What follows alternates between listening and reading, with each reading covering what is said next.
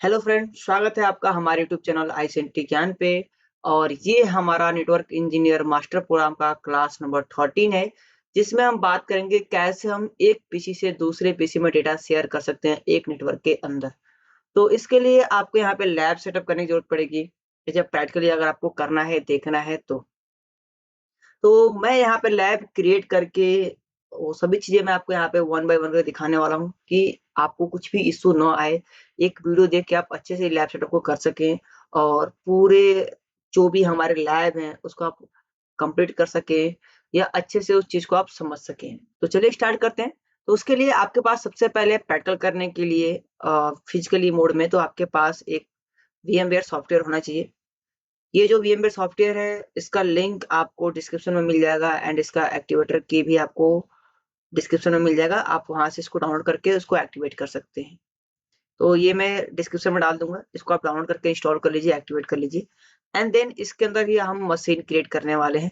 तो जो भी आपको ऑपरेटिंग सिस्टम की नीड रहेगी, वो ऑपरेटिंग सिस्टम आपको डाउनलोड करना होगा। आप जाके गूगल पे ऑपरेटिंग सिस्टम को डाउनलोड कर सकते हैं। उसका भी लिंक मैं विंडोज़ 10 का मैं लिंक दे दूँगा। आप वहाँ से क्लिक करके आईएसओ फाइल को आप डाउनलोड कर सकते हैं। तो सिंपली आपको अपने वीएमवेयर मशीन को ओपन करना है एंड यहाँ पे आपको मशीन क्रिएट करने हैं। तो आप देखेंगे यहाँ पे लेफ्ट हैंड साइड में आपको यहाँ पे ऑलरेडी कुछ मशीन दिखा रहे हैं। तो आप में यहाँ पे कुछ मशीन नहीं दिखाएगा क्योंकि आप एज ए न्यू इंस्टॉल कर रहे हैं। अगर आपके पास पहले से है तो कोई इशू नहीं है। यहाँ पे हमारे पहले ही कई सारे मशीन बने हुए हैं। यहाँ पे विंडोज 1 करके है, एक है एंड उसके अलावा एक हमारा यहाँ पे लाइव सर्वर करके है। तो हमारे पास पहले से मशीन है। जब आप एज ए न्यू यूज करेंगे तो कुछ इस तरीके का दिखेगा आपको। यहाँ पे create a new virtual machine, open virtual machine and यहाँ पे रिमोट सर्वर का आपको ऑप्शन मिलेगा। तो सिंपल सा क्या करना है, जब आप न्यू लैब सेटअप कर रहे हो तो यहाँ पे आपको create a new virtual machine पे आपको क्लिक करना है और यहाँ से आपको मशीन क्रिएट करना है एंड सिंपली आपको यहाँ से नेक्स्ट करना है एंड अगेन आपको यहाँ से नेक्स्ट करना है एंड यहाँ पे आपको कई सारे ऑप्शन मिल जाएंगे कि आप यहाँ पे कौन सा मशीन यानी कौन सा विंडो ऑपरेटिंग सिस्टम आप या लाइनस ऑपरेटिंग सिस्टम या अदर कोई आप ऑपरेटिंग सिस्टम इंस्टॉल कर रहे हैं। तो यहाँ पे मल्टीपल ऑप्शन है। माइक्रोसॉफ्ट विंडोज लाइनस के लिए VMware EXE है आपका एंड अदर्स। तो अभी मैं Microsoft Windows operating system use कर रहा हूँ। तो यहाँ पे हमें मल्टीपल विंडोज का ऑप्शन मिल जाएगा। जो भी आपके विंडोज ऑपरेटिंग सिस्टम है, मैं बात करूँ Windows XP, Windows 95 and Windows server, Windows 8, 7, 10, ये 11 सभी आपको यहाँ पे मिल जाएंगे। तो अभी मैं विंडोज 10 64 बिट को यहाँ पे मैं करने वाला हूँ इंस्टॉल। तो यहाँ पे सिंपली मैं नेक्स्ट करूंगा। यहाँ से इसके नेम को आप कस्टमाइज कर सकते हैं। तो मैं यहाँ पे हूँ विंडोज 2 क्योंकि ऑलरेडी 1 हमारे पास देखेंगे तो पहले से मैंने इंस्टॉल कर रखा है। क्योंकि दो मशीन एक साथ जब मैं यहाँ पे क्रिएट करता तो काफी लंबा वीडियो हो जाता है, ये काफी लंबा समय लगता। तो इसलिए मैं पहले से एक मशीन क्रिएट कर लिया हूँ और एज इट इज आपको ऐसे ही दो मशीन क्रिएट करना है। विंडोज 1 2 3 ऐसे आप बना सकते हैं अपने हार्डवेयर के हिसाब से। अगर आपके पीसी में हार्डवेयर रिसोर्सेस कम है तो उसके हिसाब से देख के आप उसको क्रिएट करिएगा एंड देन यहाँ पे ये बाय डिफॉल्ट इसका लोकेशन है जहाँ पे इसका डेटा सेव होगा एंड नेक्स्ट करते हैं यहाँ से। एंड जो यहाँ पे स्टोरेज है मैं यहाँ पे 40 जीबी दे रहा हूँ। मैं 40 जीबी में डेटा स्टोर करना चाहता हूँ। यहाँ पे करूंगा नेक्स्ट एंड यहाँ पे कस्टमाइज हार्डवेयर पे जाना है आपको एंड यहाँ से आपको 4 जीबी अपने हिसाब से। अगर आपके पीसी में 8 जीबी रैम है तो 2-2 जीबी का दो मशीन बना लीजिएगा। अगर ज्यादा रैम है तो आप 4-4 जीबी का बना सकते हैं। मैं 4 जीबी ले रहा हूँ। हमारे पीसी में 16 जीबी रैम है तो उसके हिसाब से मैं यहाँ पे 4 जीबी रैम ले रहा हूँ एंड यहाँ पे प्रोसेसर आप नंबर ऑफ प्रोसेसर को ले सकते हैं, बढ़ा सकते हैं। अगर आपका 8 कोर है, आपका 12 कोर है तो उसके हिसाब से आप प्रोसेसर कोर को भी इंक्रीज कर सकते हैं।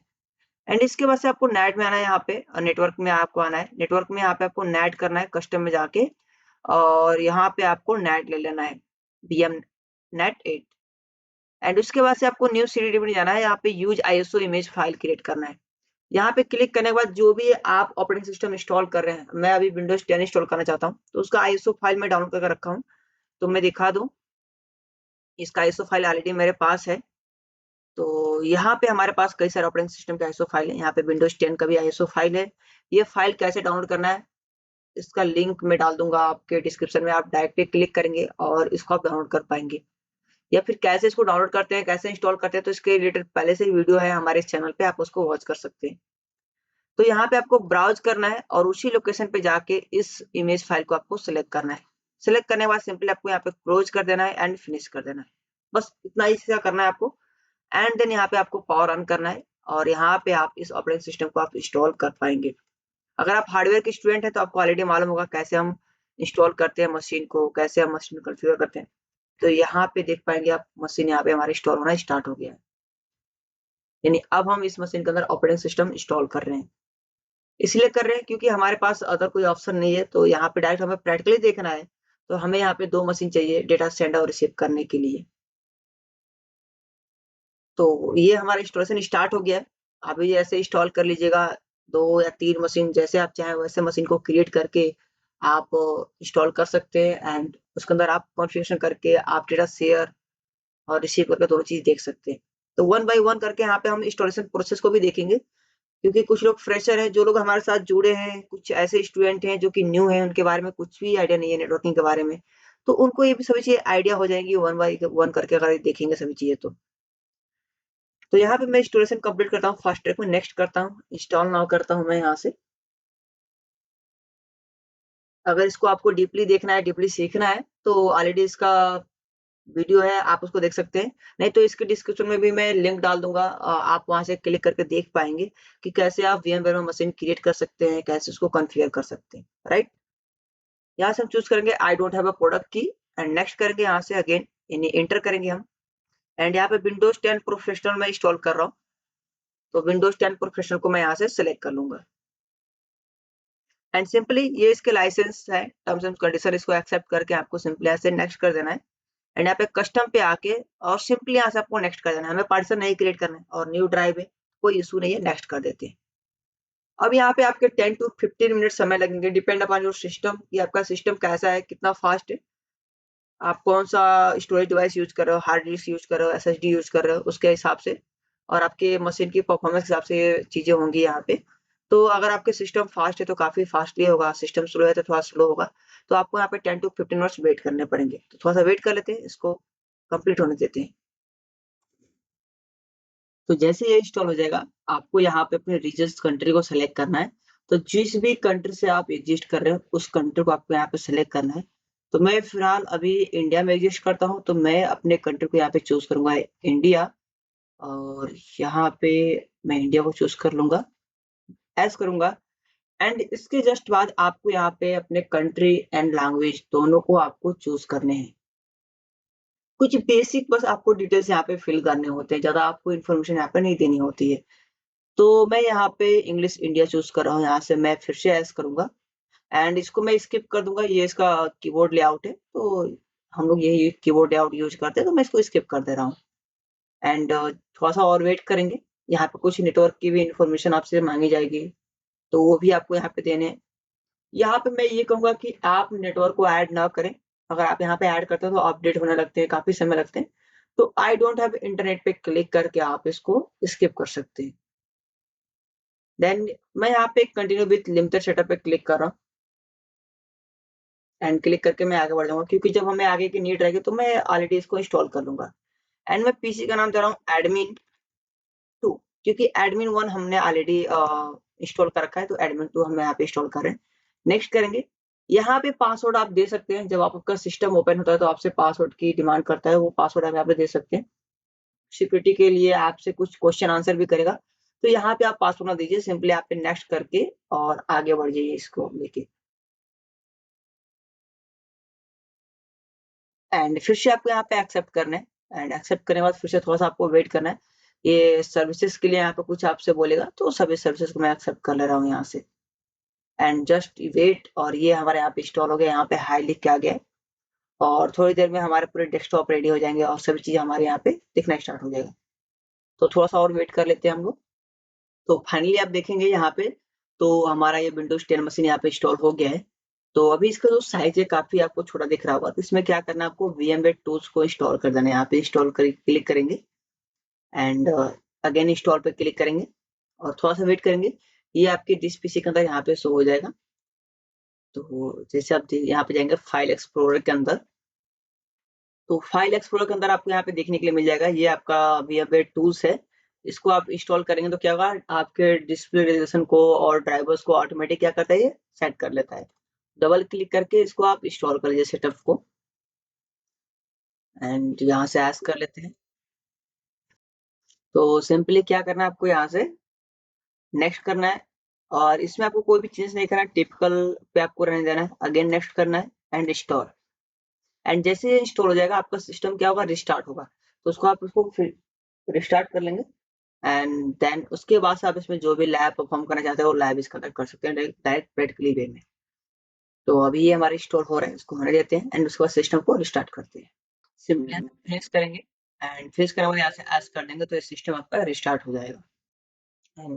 सबसे पहले क्या करना है, जब आपका सिस्टम रिस्टार्ट हो जाता है तो उसके बाद क्या करना है आपको, अपने पीसी पे कोई भी एक सिक्योर पासवर्ड आपको ऐड कर लेने हैं। तो सबसे पहले पासवर्ड सेट करने के लिए क्या करना है आपको, कंप्यूटर मैनेजमेंट के अंदर जाना है। तो रन कमांड में यहाँ पे compmgmt.msc टाइप करना है। तो कंप्यूटर मैनेजमेंट में आप चले जाएंगे या फिर आप पीसी पे राइट क्लिक करके भी यहाँ पे मैनेज में जाके कंप्यूटर मैनेजमेंट को ओपन कर सकते हैं। तो आपकी चॉइस है आपको क्या यूज करना है। आप रन कमांड के माध्यम से जाइए या फिर आप डायरेक्टली पीसी पे राइट क्लिक करके आप जा सकते हैं। यहाँ से आपको लोकल यूजर एंड ग्रुप का ऑप्शन मिलेगा, यहाँ से आपको यूजर में जाना है और जो भी यूजर है, हमारा यूजर का नाम है admin1, तो इस पे मैं पासवर्ड सेट कर देता हूँ proceed and 1 2 3 and again 1 2 3 confirm password में मैं कंफर्म कर देता हूँ एंड ओके। तो ये पासवर्ड हमारा सेट हो गया। सेम लाइक पीसी नंबर 2 को जो हमने अभी रिस्टार्ट किया है, इस पे भी हमें सेट करने हैं। तो यहाँ भी हम सेट कर देंगे पासवर्ड को। तो यहाँ भी हम कंप्यूटर मैनेजमेंट में जाते हैं एंड कंप्यूटर मैनेजमेंट में जाने के बाद यहाँ भी हम वही सेम प्रोसेस करेंगे जो अभी हमने पीसी नंबर 1 पे किया है। तो कंप्यूटर मैनेजमेंट ओपन होने के बाद आपको क्या करना है, लोकल यूजर एंड ग्रुप में जाना है, यूजर में जाना है एंड यहाँ पे है जो पीसी का नाम वो है admin2, यानी होस्ट डिवाइस का नाम क्या है, admin2। सेट पासवर्ड करेंगे और यहाँ पे मैं इसके जस्ट अपोजिट देता हूँ 321 में देता हूँ यहाँ पे एंड कंफर्म कर देता हूँ 321 एंड इसको ओके करके हम सेव कर देते हैं। तो हमने दोनों पीसी पे पासवर्ड दे दिया है और दोनों पीसी का नाम भी हमें मालूम है। अभी क्या करना है, पीसी नंबर 1 पे आते हैं और पीसी नंबर 1 पे सबसे पहले हम क्या करेंगे, अपने पीसी का आईपी चेक करेंगे। आईपी चेक करने के लिए आपको सीएमडी में जाना होता है और यहाँ पे टाइप करना है आपको आईपी कॉन्फिग। आईपी कॉन्फिग लिख के जैसे आप एंटर करेंगे तो यहाँ पे अभी आपके पीसी को अपीपा आईपी मिल रहा है 169 से आईपी मिला है, मीन्स की अपीपा आईपी है। ओके, पीसी नंबर 2 के पास चलते हैं, यहाँ पे देखते हैं इसको कौन सी आईपी मिल रही है, सीएमडी, और यहाँ पे टाइप करते हैं आईपी कॉन्फिग। तो यहाँ भी हमारे पीसी को अपीपा आईपी मिले हैं। तो हमारे पीसी अपीपा आईपी पे कम्युनिकेट नहीं करते हैं। अपीपा आईपी कब मिलता है, जब हमारे सिस्टम में डीएचसीपी सर्वर, यानी जब हमारे नेटवर्क के अंदर डीएचसीपी सर्वर काम नहीं करता है, डीएचसीपी सर्वर फेल हो जाता है किसी कारणवश, तो उस समय हमारे पीसी को बाय डिफॉल्ट अपीपा आईपी मिलता है। कोई नहीं, हम यहाँ पे अपने आईपी को चेंज करेंगे। आईपी को चेंज करने के लिए हम क्या करते हैं, ncpa.cpl में जाएंगे, नेटवर्क कनेक्शन के अंदर जाएंगे और यहाँ से हम मैनुअली आईपी देने वाले हैं, मैनुअली आईपी असाइन करने वाले हैं। तो प्रॉपर्टी में जाके इसके हम यहाँ पे आईपी वर्जन 4 पे जाएंगे और यहाँ पे हम आईपी देते हैं 10.0.0.1 एंड इसको ओके करके हम सेव कर देते हैं। और जो भी हमारे नेटवर्क कनेक्शन है इसको एक बार हम डिसेबल करके इसको एंड दोबारा से इसको हम इनेबल करेंगे। यानी क्या करना है, जब भी आप कोई चेंजेस कर रहे हैं अपने नेटवर्क कनेक्शन के अंदर तो एक बार इसको डिसेबल करिए और फिर से इसको आप इनेबल कर लीजिए। जैसे इनेबल हो जाएगा तो क्या होगा, ये रिस्टार्ट होता है। डिसेबल करके इनेबल करते हैं तो क्या होता है, रिस्टार्ट होता है। तो अभी हम आईपी को चेक करते हैं, आईपी कॉन्फिग। तो हमारी आईपी है 10.0.0.1, राइट। एंड दूसरे पेज चलते हैं, यहाँ पे हमारे पास अभी कोई एग्जिस्टिंग नेटवर्क नहीं है, नहीं तो बाय डिफॉल्ट आपके नेटवर्क को क्या होते हैं, आपके नेटवर्क में जो भी पीसी होते हैं उनको आईपी मिल जाती है। तो हमारे पीसी में हमारे कंपनी में डीएचसीपी सर्वर नहीं है, तो हम मैनुअली यहाँ पे आईपी दे रहे हैं क्लास ए का रेंज है।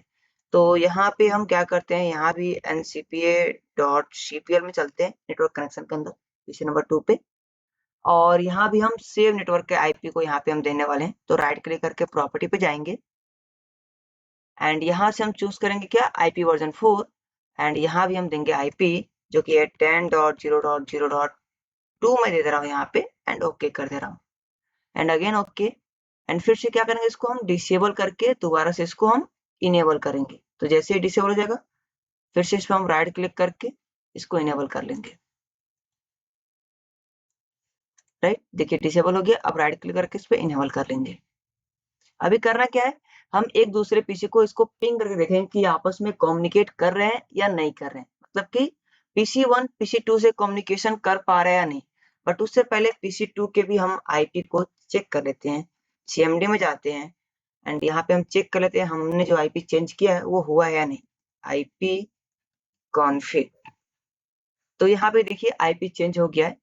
और अब यहाँ से हम सबसे पहले पिंग करते हैं, CMD के माध्यम से पिंग करेंगे यहाँ पे एंड PC नंबर 1 को पिंग कर रहे हैं हम यहाँ पे, तो लिखेंगे पिंग स्पेस 10.0.0.1 एंड एंटर करेंगे। तो देखिए यहाँ पे हमें रिप्लाई मिल रहा है, यानी 10.0.0.1 को ये PC नंबर 2 पिंग कर पा रहा है। सेम लाइक हमें PC नंबर 1 पे भी जाके यही चीजें करनी है, नहीं कम्युनिकेशन दोनों तरफ से होना चाहिए, दोनों डिवाइस से होनी चाहिए। तो यहाँ भी हम चलेंगे CMD के अंदर और यहाँ से हम पिंग करेंगे 10.0.0.2 को एंड देखिए यहाँ से भी हमें रिप्लाई मिल रहा है। समटाइम्स क्या होता है जब हम पिंग करते हैं तो हमें रिप्लाई नहीं मिल पाता है, तो उस समय क्या करना होता है, एक्चुअली क्या है ना, जो ये पिंग है ना, पिंग जस्ट एक कमांड है। क्या है, पिंग एक कमांड है और जब आप पिंग करते हैं तो इसमें एक रिक्वेस्ट जाती है जिसको बोलते हैं ICMP पैकेट, और ये पैकेट कहाँ जाती है, दूसरे पीसी के पास। तो समटाइम्स क्या होता है, जो आपके फायरवॉल होते हैं उस ICMP पैकेट को अपने इनसाइड में नहीं आने देते हैं, अपने सिस्टम के अंदर नहीं आने देते हैं। तो उस समय क्या करना था, आपके फायरवॉल को आपको ऑफ करना था। तो फायरवॉल ऑफ करने के लिए firewall.cpl टाइप करेंगे आप, तो डायरेक्ट फायरवॉल को ओपन कर पाएंगे, या फिर आप कंट्रोल पैनल में जाके भी विंडोज डिफेंडर, देखिए फायरवॉल यहाँ पे ऑफ है। अगर मैं इसको ऑन कर देता हूँ फायरवॉल को, मैं यहाँ से टर्न ऑन कर देता हूँ फायरवॉल को, टर्न ऑन एंड ओके, मैंने फायरवॉल को ऑन कर दिया है PC नंबर 1 पे। अब PC नंबर 2 पे चलते हैं। अब क्या ये पिंग करेगा, कितने पिंग करता है, यानी CMD में जाते हैं एंड यहाँ से पिंग करते हैं, पिंग स्पेस 10.0.0.1 एंड एंटर करते हैं। यस, अभी भी ये पिंग कर रहा है, ओके अच्छी बात है। एंड यहाँ भी हम क्या करते हैं, फायरवॉल को ओपन कर देते हैं, firewall.cpl एक बार चेक करते हैं फायरवॉल ओपन है यहाँ पे, यानी ऑन है या ऑफ है। यहाँ भी ऑफ है विंडोज डिफेंडर फायरवॉल, तो इसको भी इनेबल कर लेते हैं। ठीक है, समटाइम्स जब आपके ये प्रॉब्लम आए, जब आपके फायरवॉल इसको इनसाइड पैकेट को आने नहीं दे, तो आप डिसेबल कर लीजिएगा, अगर नहीं तो कोई प्रॉब्लम की बात नहीं है। इससे भी पिंग कर देखते हैं 2 को, तो ये 2 को, ये देखिए इसका फायरवॉल इसको एक्सेस करने की परमिशन नहीं दे रहा है। ठीक है, PC नंबर 1 PC नंबर 2 को एक्सेस नहीं कर पा रहा है, रिक्वेस्ट टाइम आउट हो जा रहा है। पहले बार इसने पिंग किया, तो जब ऐसा इशू आए ना, तो आपको क्या करना है, फायरवॉल को आपको डिसेबल करके रखना है। ठीक है, अब कई स्टूडेंट क्वेश्चन करते हैं, सर क्या हम फायरवॉल यहाँ पे डिसेबल कर दें, तो फायरवॉल तो अच्छा काम कर रहा है, किसी भी अनवांटेड पैकेज को आने से रोकता है हमारे सिस्टम के अंदर, तो कोई प्रॉब्लम नहीं है। आप एक प्राइवेट नेटवर्क में है, जब आप एक प्राइवेट नेटवर्क में है तो कोई दिक्कत की बात नहीं है। ठीक है, आप एक नेटवर्क के अंदर काम कर रहे हैं, आपका नेटवर्क ऐसे ही सिक्योर है। ठीक है, अब दोबारा पिंग करते हैं। देखिए अब ये PC नंबर पिंग कर पाएगा इसको, पिंग स्पेस 10.0.0.2 एंड एंटर करते हैं। देखिए अभी रिप्लाई मिल रहा है। तो हम PC नंबर 1 का भी फायरवॉल ऑफ ही कर देते हैं। मैं नहीं चाहता कि जब मैं डेटा शेयर करूं, एक्सेस करूं, तो उस समय कोई प्रॉब्लम आए, तो मैं इसको यहाँ से बंद कर देता हूँ, इसको भी firewall.cpl एंड इसको भी मैं यहाँ से ऑफ कर देता हूँ। तो टर्न ऑफ कर देंगे यहाँ से एंड ओके करके सेव कर देंगे। ठीक है, अब ये दोनों पीसी हमारे आपस में कम्युनिकेट कर रहे हैं।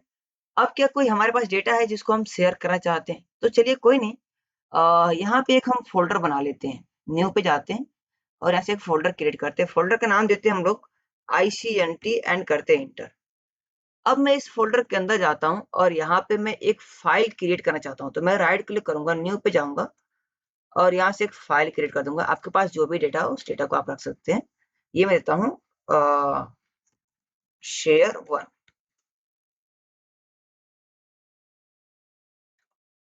इसके अंदर एक फाइल है इस फोल्डर के अंदर। अब मैं चाहता हूँ ये फोल्डर जो है ना मैं शेयर कर दूं, ताकि PC नंबर 2 या हमारे नेटवर्क में जो भी और यूजर्स हैं अगर एक्सेस करना चाहते हैं तो उसको एक्सेस कर लें। तो मैं इस पर राइट क्लिक करूंगा, जो भी फोल्डर हो उसको शेयर करना हो, जो भी डायरेक्टरी हो शेयर करना हो, सेम प्रोसीजर सबके लिए। प्रॉपर्टी पे जाना होता है आपको एंड यहाँ से आपको शेयरिंग का ऑप्शन मिलेगा, टॉप में शेयरिंग पे जाना है, एडवांस शेयरिंग पे जाना है और यहाँ से शेयर दिस फोल्डर पे आपको क्लिक कर देना है एंड उसके बाद आपको यहाँ पे एक परमिशन का ऑप्शन मिलेगा, परमिशन पे जाना है। यहाँ पे 3 तरह के परमिशन आपको देखने को मिलते हैं, full control, change and read. Full control मतलब कि उस यूजर के पास, जो भी यूजर इस फ़ोल्डर को एक्सेस कर रहा है, उसके पास पूरे कंट्रोल है कि इस फ़ोल्डर के डेटा को चेंज कर सके, यानी वो इस डेटा को रीड, राइट, एग्जीक्यूट सभी चीज़ें कर सकता है, यानी फुल परमिशन उसके पास है। वो चाहे तो डिलीट करे, वो चाहे तो रीनेम करे, वो चाहे तो एडिट करे, या जो भी चाहे वो कर सकता है। लेकिन मैं अगर केवल रीड का परमिशन दूँ तो केवल रीड कर पाएगा, चेंज का परमिशन दूँ तो केवल चेंज कर पाएगा। तो अभी मैं फिलहाल यहाँ पे फुल परमिशन दे रहा हूँ और यहाँ पे मैं अप्लाई करके ओके कर देता हूँ and again apply and okay and then close कर देना आपको यहाँ से। अब ये जो आप देख रहे हैं फ़ोल्डर, ये शेयर हो चुका है। अब इसको एक्सेस करने के लिए पीसी नंबर 2 पे चलते हैं और यहाँ से हम इसको एक्सेस करेंगे। तो यहाँ पे आपको रन कमांड पे जाना है, केवल स्लैश लगाना है आपको और इसका आईपी देना है। पीसी नंबर 2 का आईपी है 10.0.0.1, सॉरी पीसी नंबर 1 का आईपी है ना 10.0.0.1। ओके करेंगे एंड ओके करने के बाद आपसे यहाँ पे एक छोटा सा डायलॉग बॉक्स आ जाएगा और यहाँ पे आपसे यूजर नेम एंड पासवर्ड की डिमांड करेगा। तो यूजर नेम क्या है? यूजर नेम वो नेम होता है जो इस पीसी का नाम है, होस्ट नेम है। तो अगर आप चाहते हैं यूजर नेम चेक करना तो आप दिस पीसी पे जाके यहाँ से चेक कर सकते हैं। इसके प्रॉपर्टी पे जाएंगे तो आपको यहाँ पे दिखा देगा इसका यूजर नेम क्या है। तो ऑलरेडी मैं आपको दिखा भी दिया हूँ इसका यूजर नेम क्या है। ठीक है, यूजर नेम इसका एडमिन है। या फिर आप डायरेक्टली चेक करने के लिए क्या करेंगे, आप सीएमडी को ओपन कर लीजिए। यहाँ पे आपको दिख जाएगा डायरेक्ट, यहाँ पे यूजर का नाम दिख जाएगा एडमिन 1। ठीक है, एडमिन 1 है।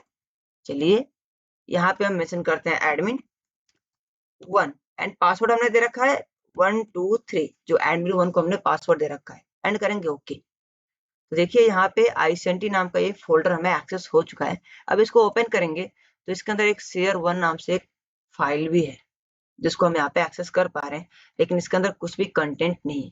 अच्छा, इस फाइल को हमने फुल परमिशन दे रखा है, तो इसके अंदर जो भी हम कंटेंट ऐड करेंगे वो ऐड हो जाएगा। जैसे कि my name is Abhishek and मैं क्या कर रहा हूँ, इसको मैं सेव कर दे रहा हूँ। सेव हो गया। मैंने पीसी नंबर 2 पे इसको एक्सेस किया था और सेव कर दिया। अब चलते हैं पीसी नंबर 1 पे और यहाँ पे देखेंगे तो इसके अंदर कंटेंट राइटेड हो गया है, जो कि यहाँ पे लिखा है माय नेम इज अभिषेक। यानी फुल कंट्रोल का मतलब कि आप जो भी चाहें वो चीजें इसमें चेंजेस कर सकते हैं। अगर मैं वही इस डायरेक्टरी का, इस फोल्डर का परमिशन में चेंज कर देता हूँ, मैं फिर से शेयरिंग पे जाता हूँ, एडवांस शेयरिंग पे जाता हूँ एंड परमिशन को मैं केवल रीड के लिए देता हूँ, केवल रीड कर पाए, अप्लाई करता हूँ okay and again apply okay and then close. अब मैं फिर से इसको दोबारा एक्सेस करूंगा ना पीसी नंबर 2 पे, तो मैं इसके अंदर कोई भी चेंजेस नहीं कर पाऊंगा। ये पीसी नंबर 2 से हमने एक्सेस कर लिया। ओपन करते हैं। यहाँ पे मैं क्या करता हूँ, एक फोल्डर बनाता हूँ। नहीं बना पाऊंगा मैं, क्योंकि यहाँ पे केवल रीड का परमिशन। ओके ठीक है, मैं इसको ओपन करता हूँ। मैंने इसको ओपन कर लिया, मैंने यहाँ पे पढ़ लिया माय नेम इज अभिषेक। तो मैं क्या करता हूँ, यहाँ पे कुछ और भी चीजें ऐड करता हूँ, ICNT एंड मैं इसको सेव करता हूँ। देखिए जैसे मैंने इसको सेव पे क्लिक किया तो ये क्या कर रहा है, डायरेक्ट उस लोकेशन में सेव नहीं कर रहा है, ये हमारे किसी अदर लोकेशन पे सेव करने के लिए बोलेगा। ठीक है, मैं सेव करता हूँ इसको। सेव नहीं होगा ये, ठीक है, क्योंकि यहाँ पे परमिशन नहीं है कि इसके अंदर हम कोई भी चीजें चेंजेस कर सकें, कोई भी चीजें ऐड कर सकें। तो जब आप परमिशन, फुल परमिशन देंगे तो परमिशन के साथ काम करेगा। अगर आप परमिशन उसको नहीं देंगे तो परमिशन उसको एक्सेस नहीं हो पाएगा। अगर आप कोई डायरेक्टरी सेंड करना चाहते हैं, डायरेक्टरी तो हमने देख लिया, कोई ड्राइव शेयर करना चाहते हैं, आप सपोज कि आपके पास कोई एक पेन ड्राइव है जिसको आप चाहते हैं शेयर करना है, जो आप चाहते हैं उसको मैं शेयर करूँ। तो मेरे पास एक पेन ड्राइव है और इस पेन ड्राइव को मैं इंसर्ट करता हूँ अपने मशीन के अंदर एंड इस पेन ड्राइव को मैं ओपन कर लेता हूँ।